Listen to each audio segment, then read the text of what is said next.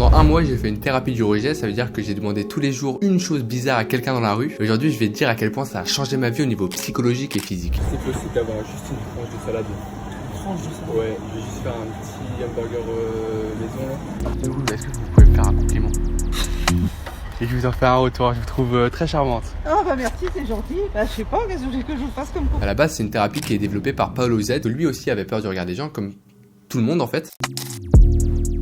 En seulement 30 secondes par jour, sans changer ton quotidien, tu peux ne plus avoir peur d'une chose qui fait peur le 3/4 des personnes et qui change ta vie physiquement, psychologiquement, professionnellement, personnellement. C'est incroyable. Il y a des personnes qui ont du mal à demander une augmentation à leur patron. C'est la même chose, c'est le regard que le patron portera sur soi. Donc c'est pour ça que c'est une thérapie qui est très intéressante. C'est un des défis qui est le plus accessible. Dès la maternelle, on est comparé aux autres constamment. En CP, si tu lis mieux, t'es une meilleure personne. Le regard des gens est normal et le regard des gens n'est pas problématique. Par exemple, quand quelqu'un dans la rue crache par terre, les autres le regardent et lui, s'il a pas peur du regard des gens, il va juste manquer de respect aux autres constamment. Le regard des gens, c'est important pour qu'on cohabite tous ensemble de façon respectueuse. Le but de la vie, c'est juste de faire en sorte qu'elle soit la plus belle possible. Et à partir du moment où il y a un truc qui gâche beaucoup de choses, mais il faut travailler sur ça pour que la vie soit mieux. Donc c'est comme ça que j'ai décidé de juste faire une thérapie du rejet pour accepter le rejet, accepter le regard d'être bizarre. Comme ça, je comprends que je peux très bien vivre en étant jugé par certaines personnes que je vais sûrement jamais revoir. Et bingo, j'ai beaucoup moins peur du regard des gens.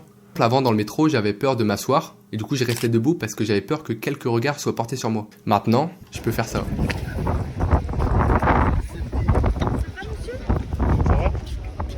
C'est bon. C'est bon? Ouais, c'est bon. C'est une hallucination. Ouais. Attendez. Je sais pas où. Trop de sucre. En fait, à partir du moment où tu te rends compte que t'es pris pour quelqu'un de bizarre et que la personne 5 secondes après elle l'a oublié, ça change tout. Genre vraiment, je vous dis, si vous hésitez, faites-le. Et le plus dur, parce que j'ai encore peur de certains groupes sociaux, les filles de mon âge, et j'ai encore peur des mecs de cité. Je dois le dire, mais vous voyez cette photo-là où les gens ils passent et ils disent « Est-ce que vous passez ?» Quand vous avez peur du regard des gens, souvent vous sortez votre téléphone et vous swipez. Comme moi j'ai fait, vous allez dans appareil photo, enfin vous avez aucune notification, juste vous prenez votre téléphone, juste pour éviter le regard des gens. Bah ça, je le fais beaucoup moins maintenant. Et s'il faut passer par un eye contact avec la personne dans la rue, tranquille. Il n'y a rien de bizarre à avoir un petit eye contact avec quelqu'un dans la rue, que ce soit une vieille ou une jeune ou...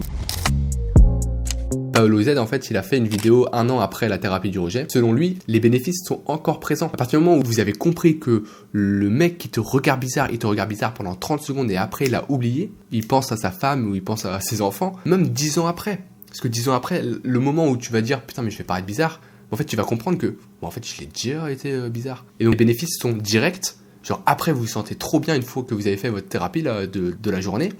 Mais en plus, 1 an après, ils seront encore là. 2 ans après, 3 ans après, ils seront encore là.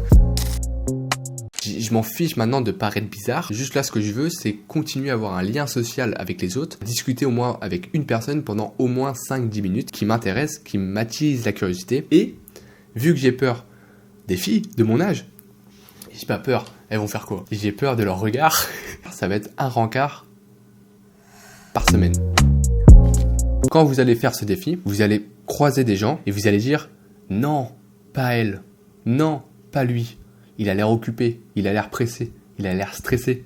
Il est trop petit. Il est trop grand. C'est normal. » Des fois, je marchais pendant des heures sans trouver une personne qui, selon moi, est accessible, acceptable à demander quelque chose de bizarre. Vraiment, le conseil que je peux donner, prenez la première personne qui vient. Plus vous réfléchissez, moins vous y allez. C'est comme la douche froide. Plus vous réfléchissez, moins vous y allez. En fait, je voulais vous demander, est-ce que vous avez un petit truc à manger ou pas? Ou un croc dans un burger ou... Quoi? Un petit croc dans un burger. Je suis passé pour un SDF qui avait pas d'argent et j'avoue psychologiquement j'avais une grosse boule au ventre juste avant de partir et j'aurais pu ne jamais faire ce défi.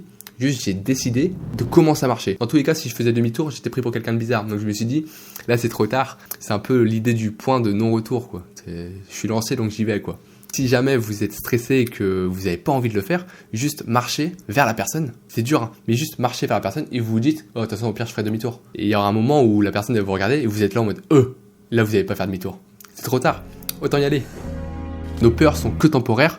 on peut les détruire en sortant juste un peu de notre zone de confort. J'ai mis dans la description une liste qui selon moi est plus accessible et plus efficace, donc je vous invite à faire celle-là. Et je vous incite aussi à rejoindre le Discord où il y a certaines personnes qui s'entraident et qui font la thérapie du rejet. Je vous invite à me suivre aussi sur TikTok parce que je vais continuer cette thérapie du rejet et je vais même faire des vidéos un petit peu plus poussées, notamment une méditation dans un centre commercial. Vous pouvez vous abonner et on se retrouve pour la prochaine vidéo. Tous les 3 jours il y a une vidéo. Cœur sur vous.